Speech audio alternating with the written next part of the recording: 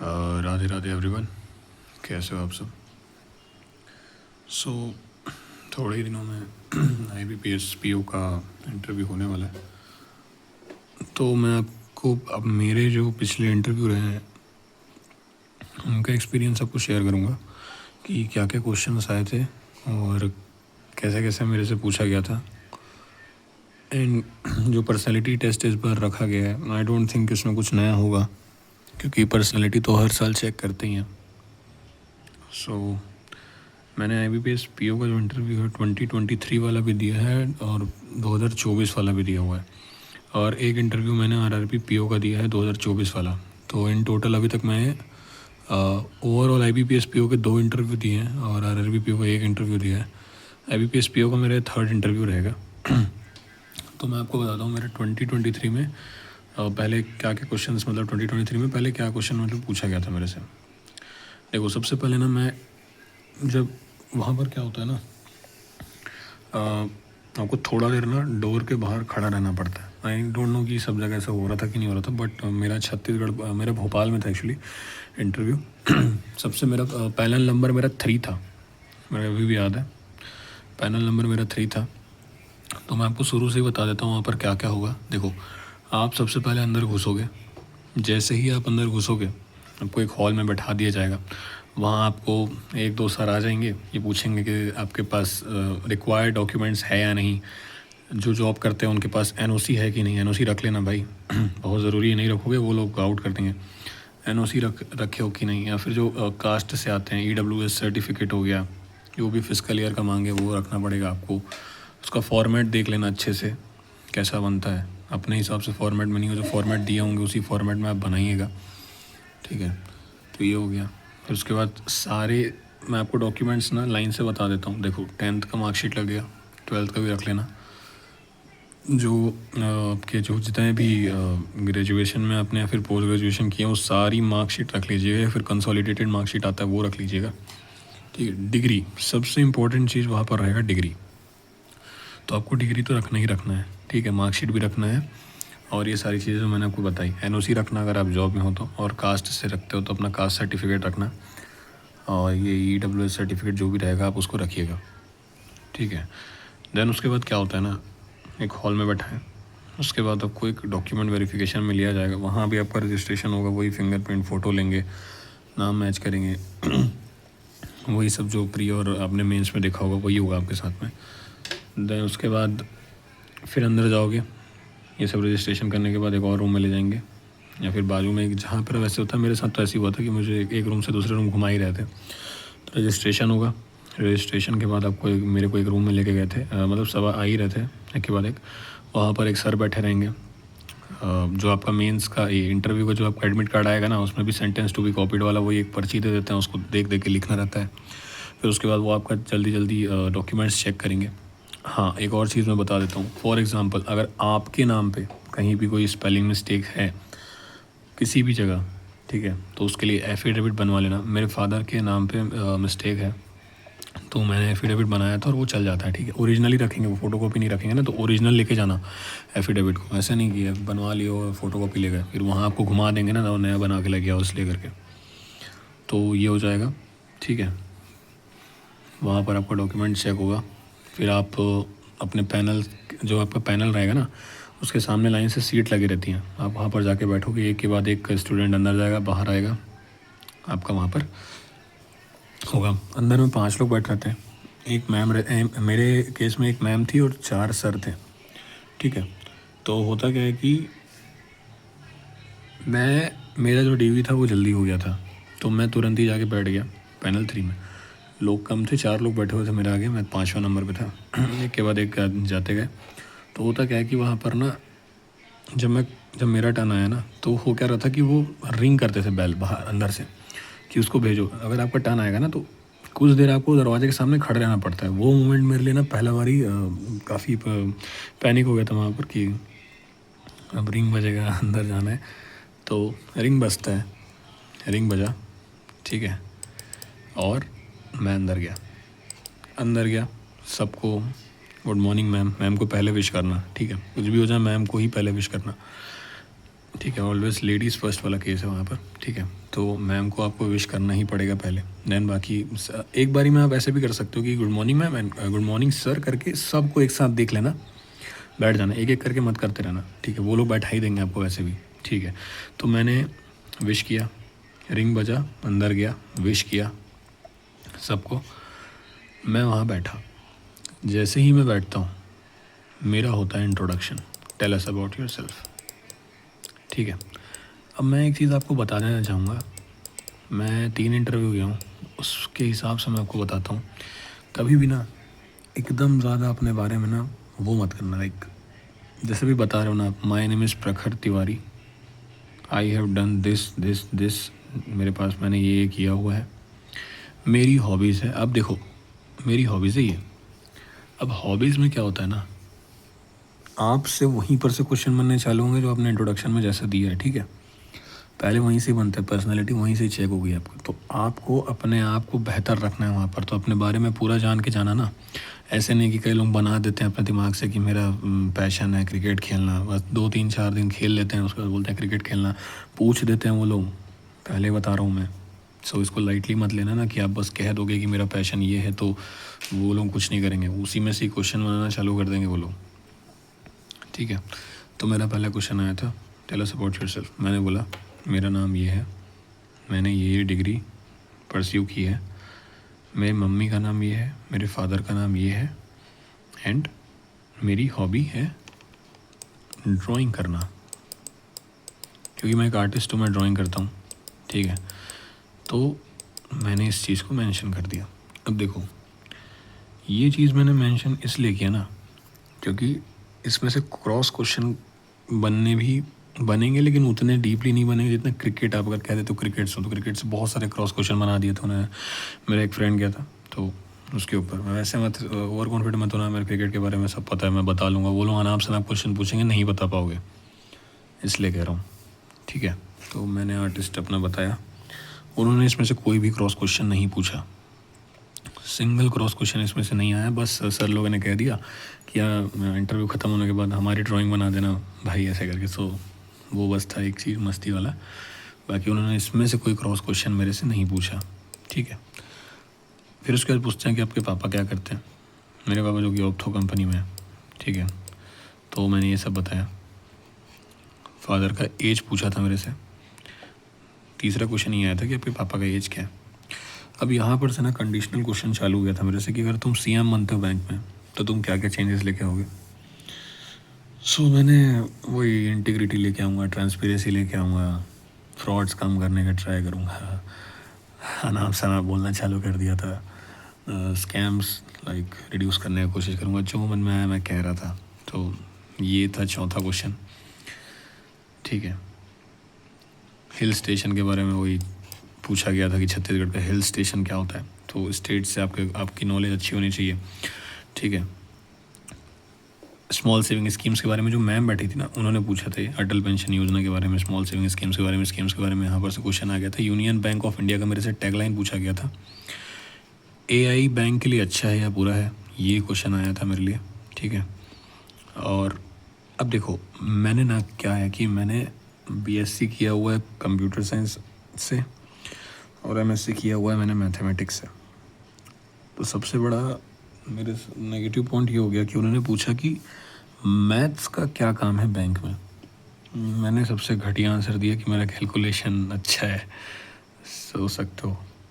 तो उन्होंने कह दिया कैलकुलेशन सबका अच्छा ही हो ही जाता है बैंक में आने के बाद, एंड इट्स प्रीटी ऑब्वियस कि हो ही जाएगा। तो ये चीज़ उन्होंने मतलब बोला, तो मैं फिर कुछ नहीं बोल पाया उसके बाद। सही कह रहे हो सर बोल के मैं भी चुप हो गया, ठीक है। तो इसमें आंसर हो सकता था कि मेरी एनालिटिकल स्किल्स अच्छी हैं, मेरी रीजनिंग स्किल्स अच्छी हैं, मैं मैथ्स परस्यू करके मेरी ऑब्जर्विंग स्किल्स और क्वेश्चन सॉल्विंग स्किल्स काफ़ी अच्छी हो गई हैं। तो आप ये कह सकते हो ये इन फ्यूचर बैंक में काफ़ी प्रॉफिटेबल होगा और मैं अपने आप को प्रूव कर सकूँगा। ये सारी चीज़ें आप वहाँ पर बोल सकते थे, मैं बोल सकता था और आप भी बोल सकते हो। अगर आप मैथ्स बैकग्राउंड या फिर किसी भी बैकग्राउंड से आते हो ना, तो इस तरीके से आप प्लस पॉइंट लेके चल सकते हो, ठीक है। इन्होंने गोल के बारे में पूछा था, ठीक है। अब गोल में मैंने कह दिया कि अपने आप को इम्प्रूव करना है बैंकिंग सेक्टर में आगे, एंड आगे जो भी पोस्ट में मैं रहूँगा इन फ्यूचर वहाँ पर प्रोवाइड कर सकूँ उस पर्टिकुलर नीड को बैंक का। सो दैट्स माई गोल। मैंने ऐसे ही बोल के ख़त्म कर दिया था। उसके बाद उन्होंने बोला कि थैंक यू, ठीक है, आपसे मिल के अच्छा लगा, जो कि शायद लगा नहीं था उनको, एंड आप जा सकते हो। तो मैं नॉर्मली उठा, थैंक यू बोला सबको, एंड फिर बाहर आ गया। तो मेरा पहला एक्सपीरियंस कुछ ऐसा था। तो इसमें मैं आपको ये कहना चाहूँगा कि अपने स्टेट्स के देखो, अगर आप कॉमर्स बैकग्राउंड से नहीं आ रहे हो ना, ठीक है, तो आपको ना जैसे कोई बायो के बैकग्राउंड से हो गया, केमिस्ट्री के बैकग्राउंड से हो गया, मैथ्स के बैकग्राउंड से हो गया, जो भी है, आपको ना उतना डीपली आपके सब्जेक्टिव क्वेश्चन में वो नहीं जाएंगे। ये सारे क्वेश्चन ज़्यादा आएंगे आपको। स्मॉल सेविंग स्कीम्स हो गया, अपने स्टेट के बारे में बताओ क्या क्या अच्छा है, ये सारे क्वेश्चन, कंडीशनल क्वेश्चन हो गए, ठीक है। इंट्रो मैंने आपको बता ही दिया। अब देखो ये था मेरा फर्स्ट इंटरव्यू का एक्सपीरियंस, ठीक है। अभी आगे देखना क्या होता है कि IBPS PO 2024 का मेरा इंटरव्यू लगता है। अब होता ये है कि मैंने सोचा था कि इंट्रोडक्शन मेरा होगा, क्योंकि मेरा पहले बारी में हुआ था, ठीक है। मैं बाहर बैठा था चेयर में, मेरा टर्न आया, वो लोगों ने बाहर से ही मेरा नाम ले लिया कि प्रखर को अंदर भेजो, प्रखर तिवारी को अंदर भेजिए। एंड आई वाज शॉक्ड कि भाई इन्होंने तो नाम ही ले लिया, तो मैं क्या बोलूँगा, माय नेम इज़ प्रखर तिवारी, मैं बोलूँगा कैसे। अब मैं गया हूँ अंदर, मैंने सबको वही good morning ma'am, good morning sir किया ही है। मैं बैठा हूँ, मेरा पहला ही क्वेश्चन ये आता है कि would you leave banking for SSC, ठीक है। एंड मैंने एकदम से यस तो नहीं कहा, इसका आंसर एकदम यस तो नहीं बोला। मैंने बोला कि अभी सर मैंने इस चीज़ के ऊपर डिसीजन नहीं लिया, और इन फ्यूचर अगर ऐसा कभी केस आता है तो मैं अपने जितने भी कलीग्स हैं या फिर जितने भी सीनियर्स हैं उनके साथ कंसल्ट करके ये डिसीज़न पे जाऊँगा। ये वाला क्वेश्चन मैंने यहाँ पर ख़त्म कर दिया। तो मेरा जो दूसरा इंटरव्यू हुआ था ना, उसमें मेरा इंट्रोडक्शन नहीं हुआ था, मेरा इंट्रोडक्शन नहीं लिया गया था। और मोस्टली जो हम लोग के जो सेंटर में थे ना, उनका इंट्रोडक्शन नहीं हो रहा था, ठीक है, सॉरी इंटरव्यू बोल दिया, इंट्रोडक्शन नहीं हो रहा था। तो डायरेक्ट ही उन पे क्वेश्चन आ रहे थे, नाम लेके वो लोग अंदर से, उनके पास रहता है लैपटॉप रखे रहते हैं वो लोग, उसमें आपका डिटेल्स पूरा रहेगा, ठीक है। बैंकिंग रिलेटेड क्वेश्चन पूछा गया था, डीमैट अकाउंट क्या होता है, NPA क्या होता है, ठीक, इन्फ्लेशन क्या होता है, स्टैगफ्लेशन क्या होता है, ये क्या बोलते हैं वो RBI का रेपो रेट के बारे में पूछा गया था, ठीक है। तो ये सारे क्वेश्चन जो नॉर्मली आते हैं बैंकिंग, उतना डीपली नहीं गया था उन्होंने, वो डीपली नहीं गए थे बैंकिंग में। इसमें भी मेरे से क्वेश्चन ये पूछा गया था कि आप मैथ बैकग्राउंड से हो तो क्या प्रोवाइड कर सकते हो। इस बार मैंने आंसर उसी तरीके से दिया कि मेरी एनालिटिकल स्किल्स अच्छी है, मैं ऑब्जर्व अच्छा करता हूँ, एंड ब्ला ब्ला ब्ला, और सीधा दे दिया कि हाँ सर ऐसा है। तो दे सेड कि ठीक है, अच्छा है, ऐसा करके गुड। उतना टाइम क्या हुआ था, अब दूसरा क्वेश्चन आता है, जो माइग्रेंट्स है ना, इंडियन माइग्रेंट्स, उसको USA वाले चेन लगा के वापस भेज रहे थे ना, इसी के ऊपर वो मैम ने क्वेश्चन पूछा था कि ये सही है गलत है, और ऐसे चेन लगा के भेजने का क्या मतलब हुआ, ठीक है। तो ये क्वेश्चन पूछा गया था। सुनीता विलियम्स जी के ऊपर भी क्वेश्चन पूछा गया था, शायद लॉन्गेस्ट स्पेस वॉक जो किया था उन्होंने, उसके ऊपर क्वेश्चन पूछा था उन्होंने। बैंकिंग ओम्बड्समैन के बारे में पूछा हुआ था, उनके कार्यकाल के बारे में पूछा हुआ था, कब तक आप उनको ग्रीवेंसेस अपने भेज सकते हो, सबके बारे में पूछा हुआ था उन्होंने। और मेरे से वो भी पूछा था यार, वो क्या बोलते हैं, भूल गया मैं, एक बैंकिंग से रिलेटेड रहता है, हाउस होल्ड आते हैं उसमें सारे, खैर मैं आपको बता दूंगा आगे। यही मैथ्स हेल्प कैसे करेगा बैंकिंग सेक्टर को, ये आया था, सुनीता विलियम्स ने बता दिया। एबिलिटीज़ आउट परफॉर्म कैसे करेगा रेस्ट ऑफ द एम्प्लॉयज़ को, ये क्वेश्चन आया हुआ था।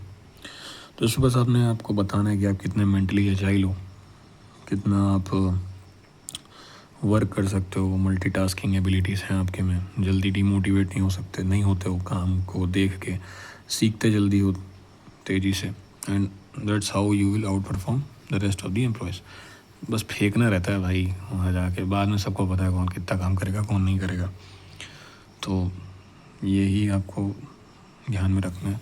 फेंको मतलब एकदम ही मत फेंको, लेकिन फेंको थोड़ा चतुर तरीके से फेंकना है वहाँ पर कि, और ये ट्राई करो ना इंटरव्यू में वहाँ जाओगे ना कि क्रॉस क्वेश्चन आपसे कम बने, ठीक है। ऐसा आंसर करो जिससे क्रॉस क्वेश्चन कम हो, तब आप सेफ हो गए, ठीक है। तो ये रहा मेरा IBPS PO का 2024 का एक्सपीरियंस। अब मैं बताता हूँ आपको RRB PO 2024 का एक्सपीरियंस। इसमें क्या हुआ था, इसमें इंट्रोडक्शन हुआ था, लेकिन इसमें इंट्रोडक्शन मैंने जब इंग्लिश में चालू कर दिया था देना, तो उन्होंने बोला टोक दिया था नहीं आप हिंदी में दीजिए।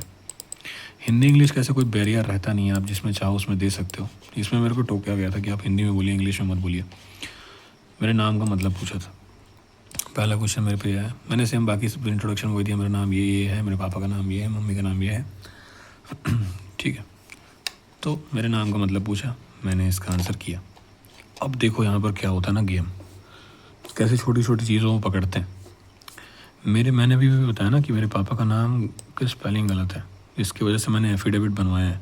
उन्होंने ना वो एफिडेविट देख लिया, उनके पास फाइल गया तो उन्होंने वो एफिडेविट देख लिया। तब होता क्या है ना, उन्होंने देखा और पूछा कि मेरे पापा का नाम लक्ष्मी नारायण है। ठीक है, तो इंडिया में कितने लक्ष्मी नारायण टेम्पल और कहाँ कहाँ पर है, क्वेश्चन आ गया। मैंने 2-3 जगह का नाम ले लिया, लेकिन उन्होंने पूछा था 5 जगह का, तो मुझे पता नहीं था, तो मैंने कह दिया कि नहीं पता। ये देखो, इतने आपको ना अपनी वर्डिंग्स अब लिख लेना। आप एक एक चीज़ को जब आप जो बोलने वाले हो ना, उसको लिख के प्रैक्टिस करना। ऐसे नहीं कि जो मन में आया वो बोल दिया। मन में आया बोलोगे, पकड़ेंगे वो लोग उस चीज़ को और आपको घसीट देंगे ना वहाँ पर। वो मेंटली नहीं रखना है आपको चीज़ों को। लिखो उसको एक पेज में, एक प्रॉपर एनवेलप टाइप का बनाओ, उसमें लिखो, उसको रोज़ प्रैक्टिस करो कि मैं ये बोलने वाले हूँ, इस चीज़ से क्या क्या क्रॉस क्वेश्चन बन सकता है, उस चीज़ को भी लिखो। ठीक है, वही सेम क्वेश्चन है MSc मैथमेटिक्स में क्यों किया, BSc कंप्यूटर साइंस में करने के बाद ये सब क्वेश्चन आया हुआ था, उसका आंसर नॉर्मली था। मैंने सीधा बोल दिया कि नहीं था। मैंने कोरोना का एग्जांपल ले लिया, क्योंकि मैं कोरोना में के टाइम ही इस MSc परस्यू किया था कि उस टाइम जब कॉलेजेस बंद थे तो परस्यू करना था, खाली बैठना अच्छा नहीं लग रहा था, तो ये मैंने परस्यू कर दिया। RRB क्या है, क्यों ज़रूरत है RRB के बारे में पूछा गया था। ठीक है, वही आपके स्टेट में पावरफुल पोस्ट को सीक्वेंस वाइज जमाओ, बड़े से छोटा।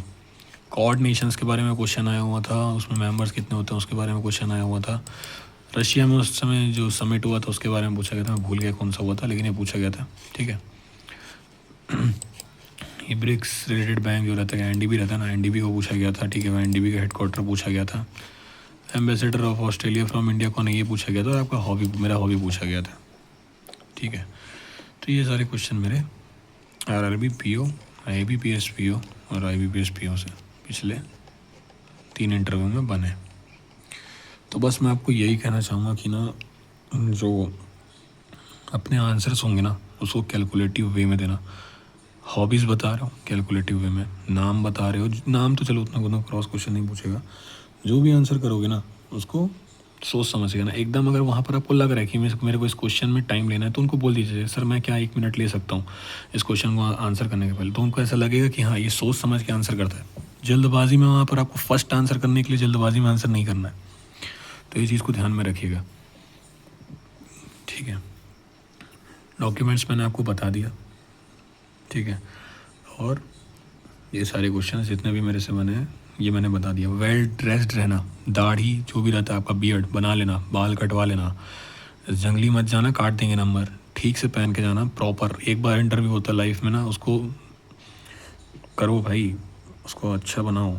ये सब वहाँ पर होगा। पर्सनैलिटी ऐसे नहीं लिखा उन्होंने, पर्सनैलिटी चेक होंगे ना, तो हल्के में मत लेना कि नो बियर्ड नहीं, मेरे को बियर्ड पसंद है, बियर्ड के बिना अच्छा नहीं लगता है। फिर जो भी, मैं लड़कों को ही नहीं कह रहा हूँ, सबको बता रहा हूँ, लड़कियों को भी बता रहा हूँ कि आप अच्छे से वेल ड्रेस्ड रहिए, वहाँ जाइए।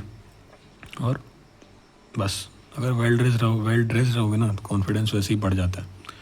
पर्सनैलिटी पे कुछ क्वेश्चन है, मैंने खुद ही लिखे हुए थे, तो इसको आप देख सकते हो। Tell us about yourself, weakness, strength, reason pursuing behind MSc, banking को क्यों चूज़ किया है, गोल क्या है तुम्हारी लाइफ में, हम कि तुमको हायर क्यों करें, अगर बेटर अपॉर्चुनिटी, ये क्वेश्चन को काफ़ी कॉमन है ना, अगर आपको एक बेटर अपॉर्चुनिटी मिलेगी तो क्या आप बैंक को लीव कर दोगे।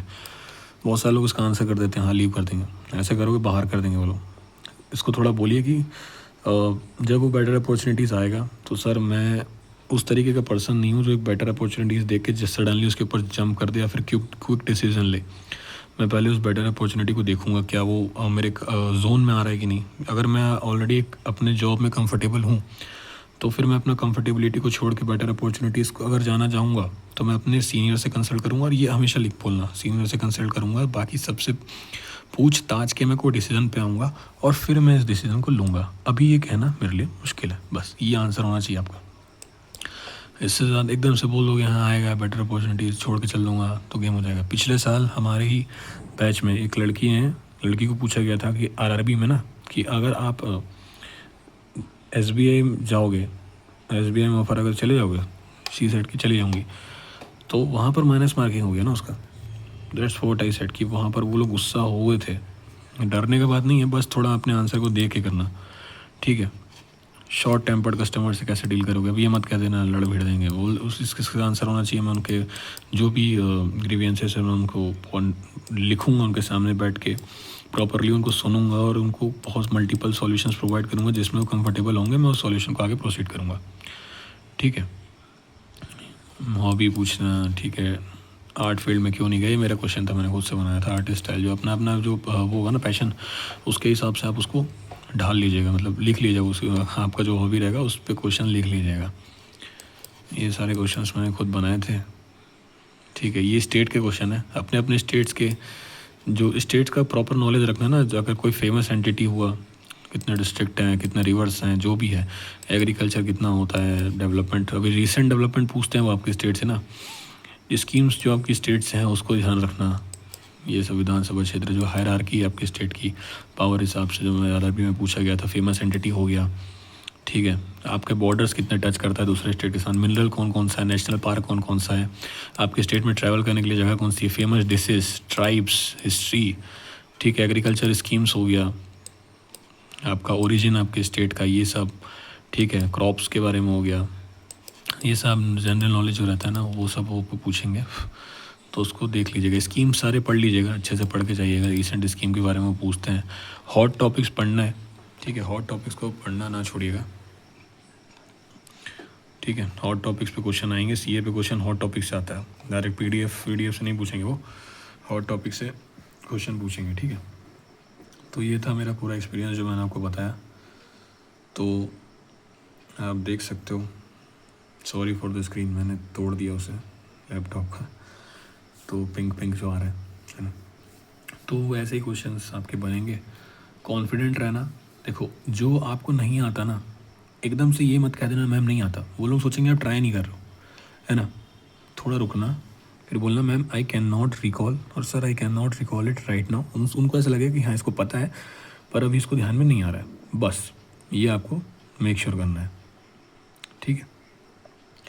तो बस यही था, आपको ऐसे ऐसे रखने हैं अपने आंसर्स, और कोई आपकी अगर क्यूरीज होंगी तो आप पूछिएगा, ठीक है।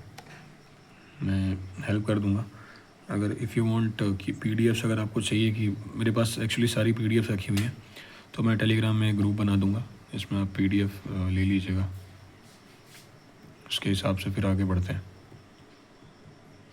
ठीक है। चलो, thank you so much, Radhe Radhe. Comment section में बताइएगा कि अगर आपको कोई नीड होगी तो I will help from my side. Thank you so much.